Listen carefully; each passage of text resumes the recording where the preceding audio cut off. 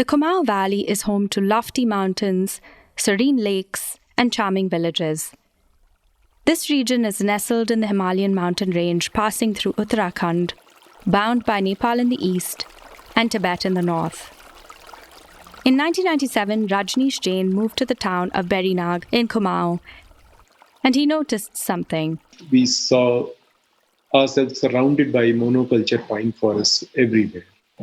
And come summers, and there were forest fires everywhere, because the pine needles fall in the dry summer months and they form a thick carpet on the forest floor. And, any trigger, whether it's somebody throwing a live BD cigarette butt or a shepherd leaving a live fire, triggers a fire, and then it's very quickly carried up the slopes by the winds because summers are absolutely bone dry and the fires are devastating. This monoculture created a barren, slippery forest floor full of highly combustible pine needles that can take up to 3 years to decompose. People do not want it. So easiest way for people to get rid of these pine needles is to put them to fire. These yearly fires would damage the grass that herders needed for their livestock and prevent native species from growing. The fires would also wear down the topsoil, which led to flooding and soil erosion in the monsoon months. The monoculture pine forests do not retain any water, and either everything just rushes down when the moment the water falls on the soil surface, it just rushes down to the streams, causing a lot of soil erosion and even destruction on its way without recharging the water springs and the groundwater. Because of this loss of biodiversity, what we can very clearly see is there's extreme climatic phenomena, either drought or flood. 2-3 summers later, we started wondering what should be done. And then Rajnish had an idea. We started looking at what if we gave it an economic value, and there is energy in it, it destroys. We could generate electricity and cooking charcoal with that. And that could bring energy to the rural homes, or usable energy actually. And that's when the eagle landed. So what if you could just generate power and send it in the grid right there? So that brought us to talking to the policymakers.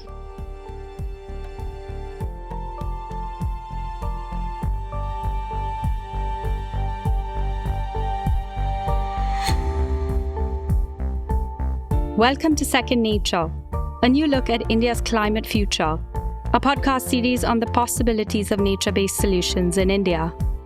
This series is produced by the India Climate Collaborative and Edelgift Foundation Alliance. In this 6-part series, we take you through the evolution of nature-based solutions in India and their critical role in climate action. We speak to practitioners, experts, leaders from the private sector and funders to learn how nature-based solutions can play a role in the goals that lie ahead of us: climate action, community resilience, resource security, and biodiversity conservation. And we ask the important question: what kind of collaboration and investment do we need to scale these solutions?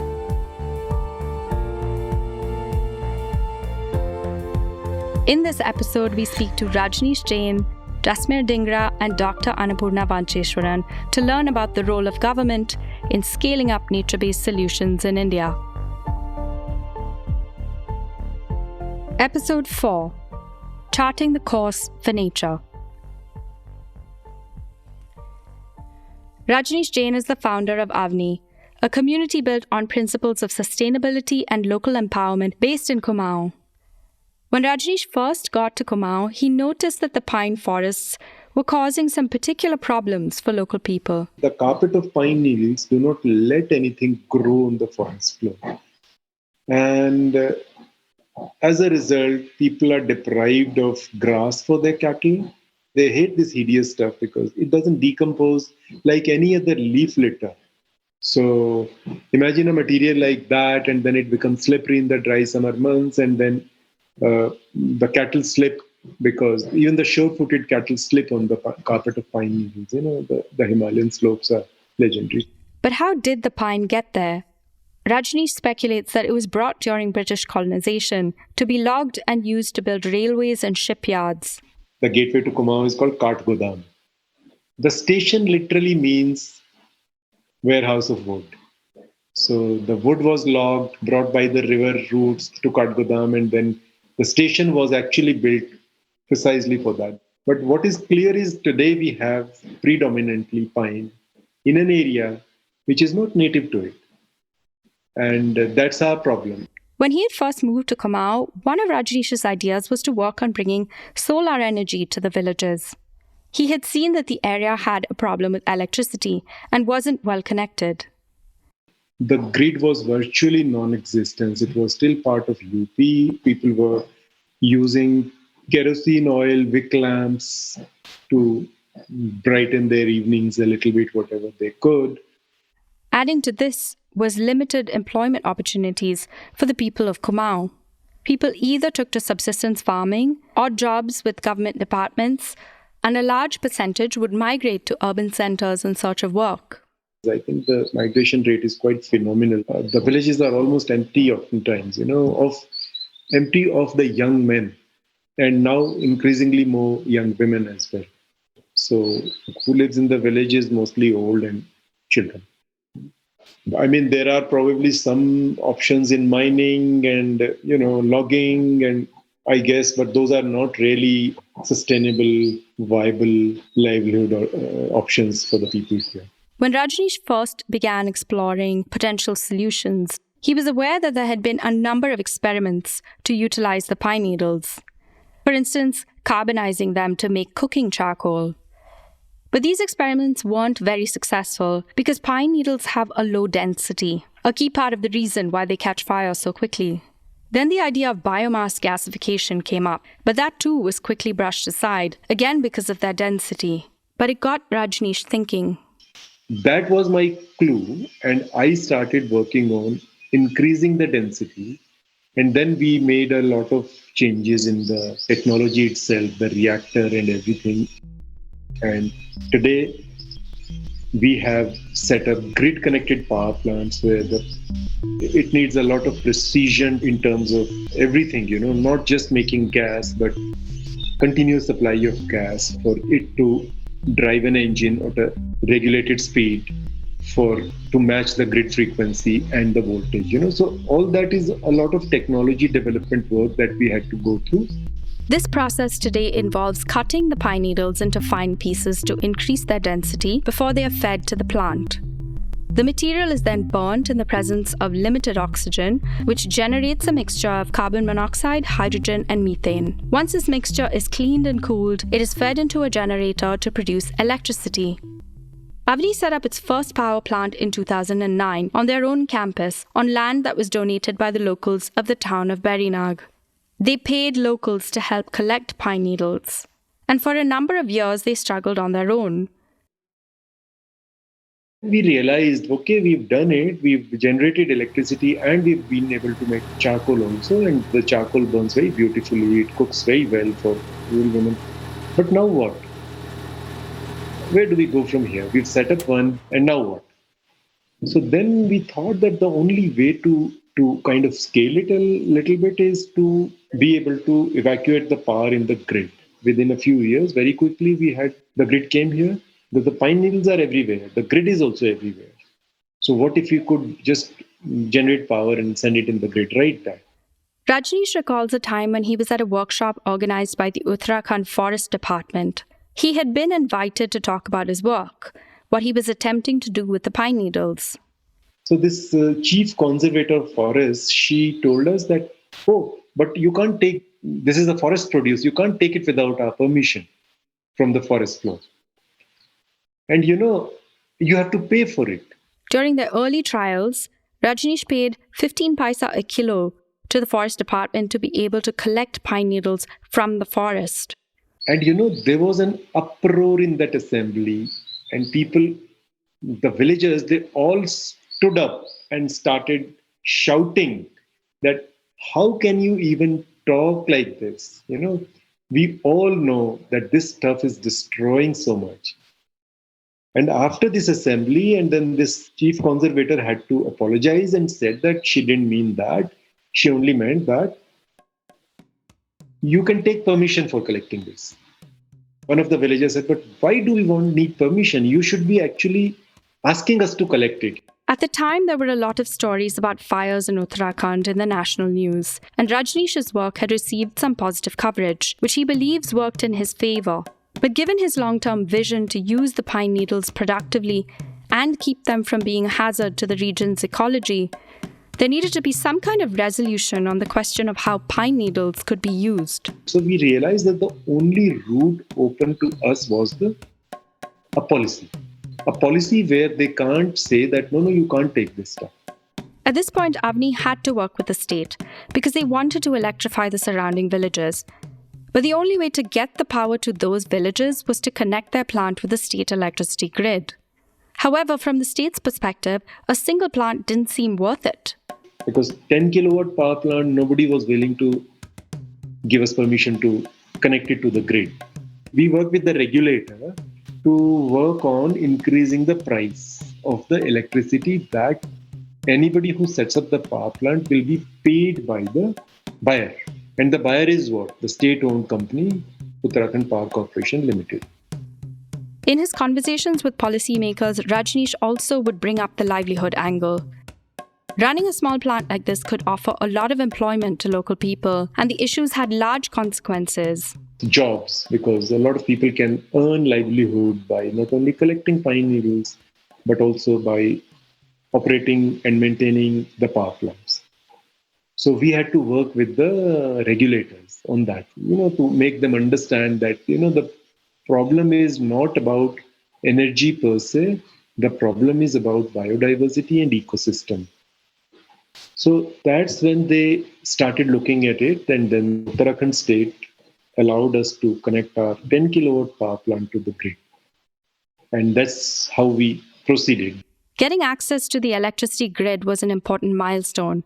It took 4 years of petitions and paperwork for the Uttarakhand Electricity Regulatory Committee, the state's tariff and regulatory authority, to finally award Avani access to the grid at 7 rupees and 54 paisa per unit of electricity.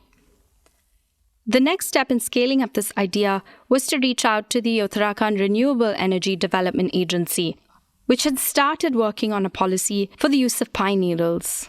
And it so happened that both the regulation and the policy came into existence more or less at similar time.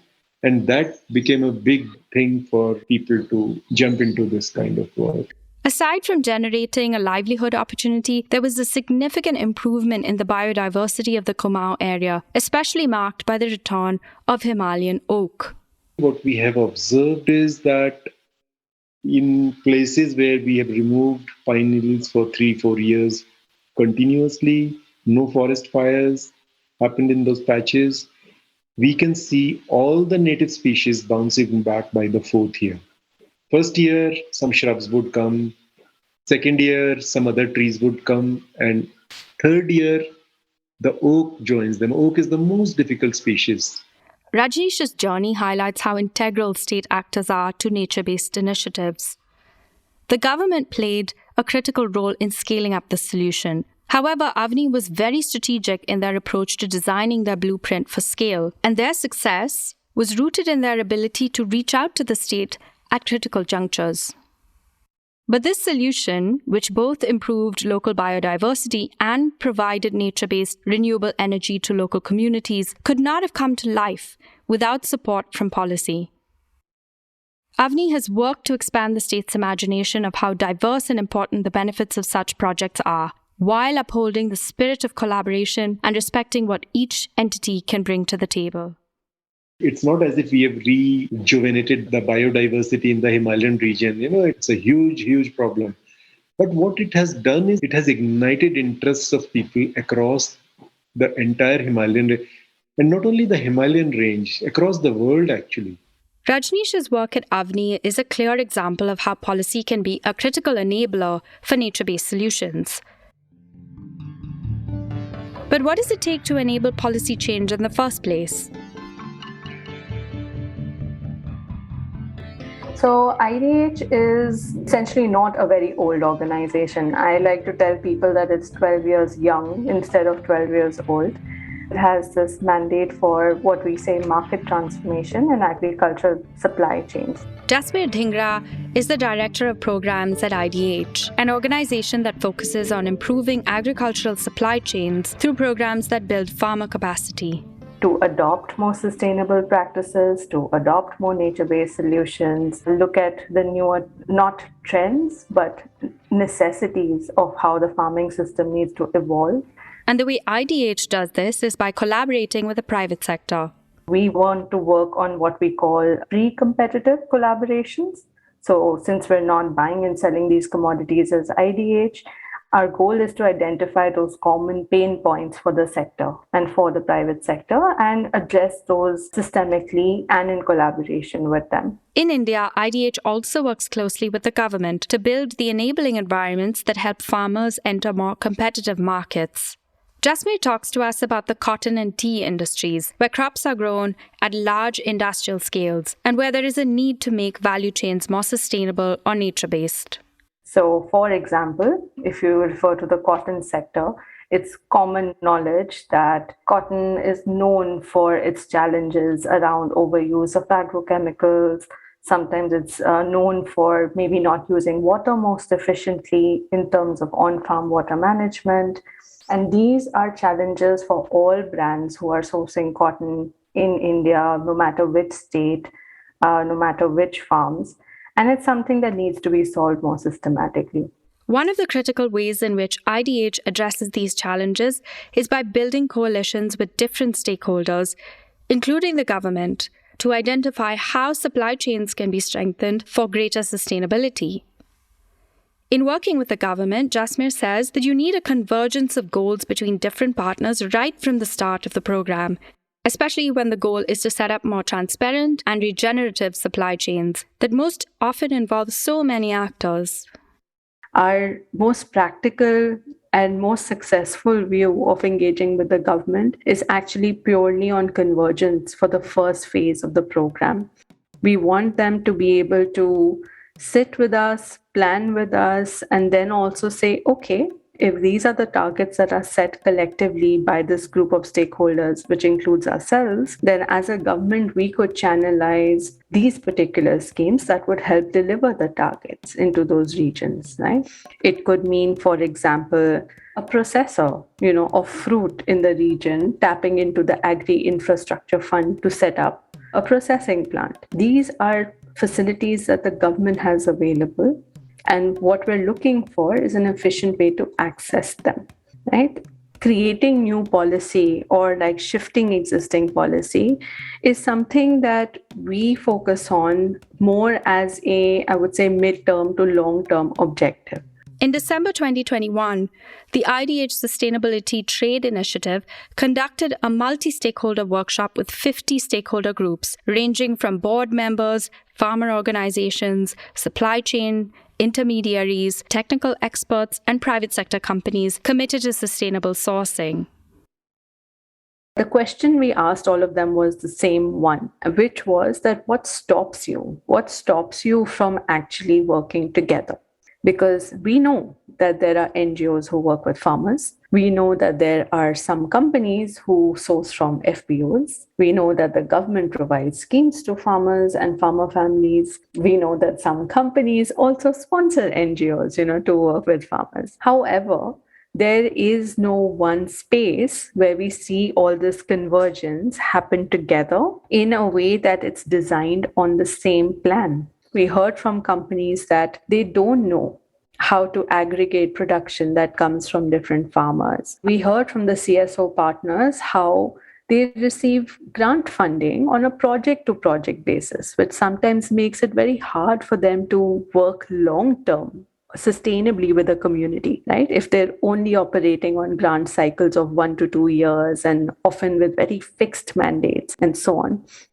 We also heard from the government that for them, it is challenging to reach every farmer to deliver schemes and subsidies, even though they announce them, because someone needs to make farmers aware of what it means and the various procedures and the points of eligibility, etc. The overwhelming feedback at the end of the sessions was that if they were able to sit down and collectively understand each other's concerns and arrive at a single plan for the region, they were open to setting processes for more transparent engagement.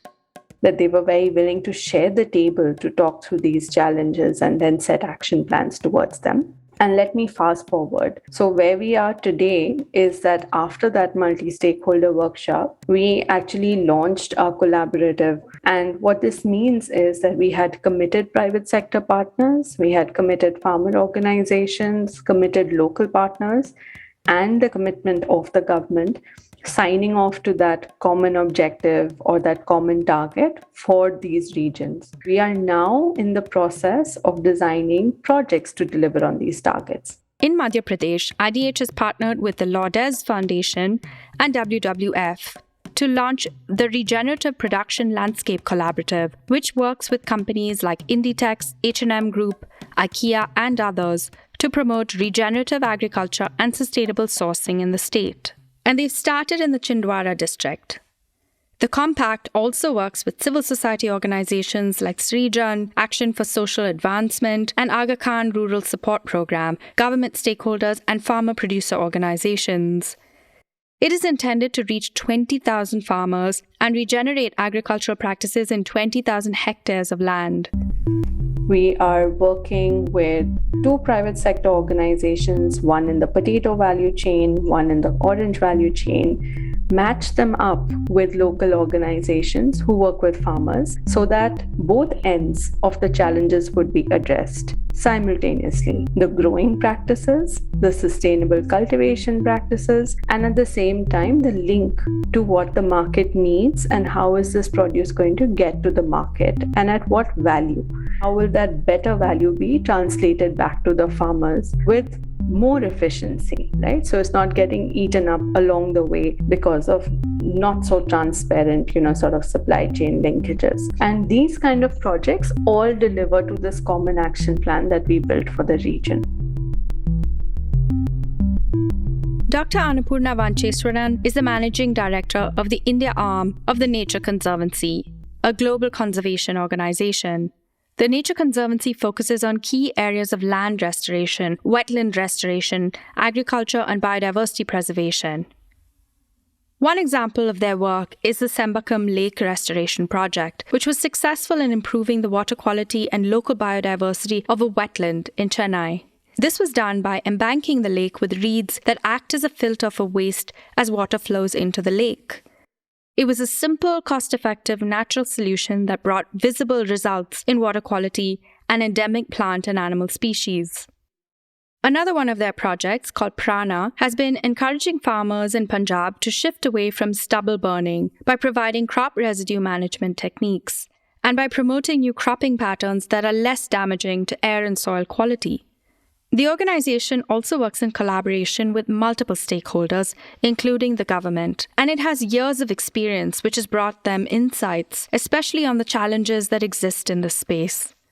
For example, Annapurna tells us that because nature-based programs tend to be long-term, they often see several leadership changes within the government.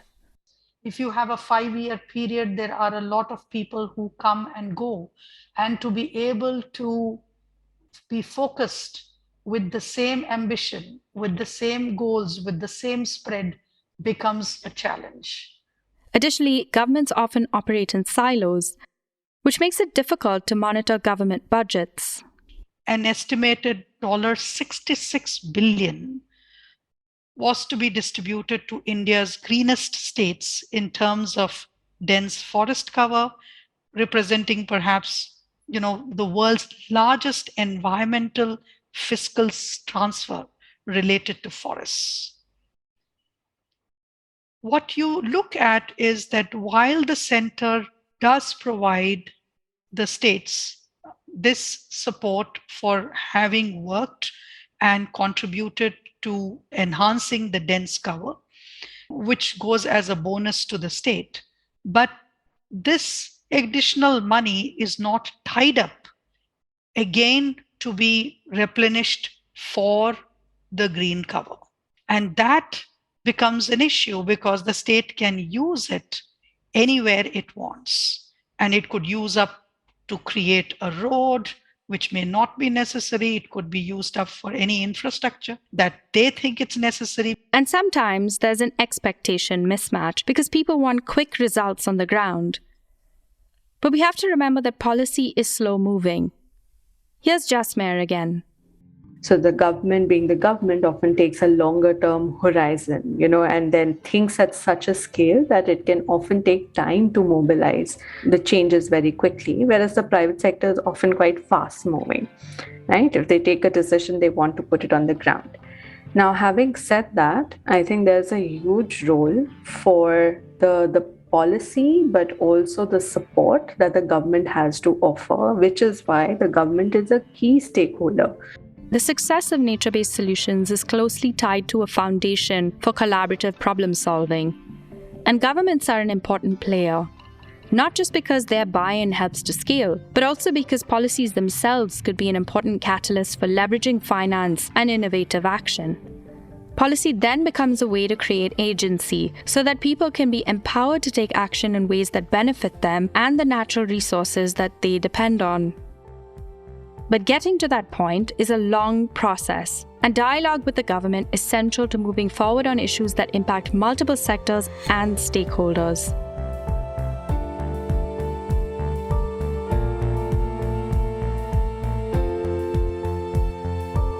In our next episode, we explore how nature-based initiatives work for business. Thanks to Rajnish, Jain, Jasmer, Dhingra, and Dr. Annapurna Vancheswaran. This podcast is produced by the India Climate Collaborative Edelgift Foundation Alliance. For more information on the India Climate Collaborative and its work on nature-based solutions, or to read a copy of the report, please visit indiaclimatecollaborative.org. You can also follow the ICC on LinkedIn at India Climate Collaborative.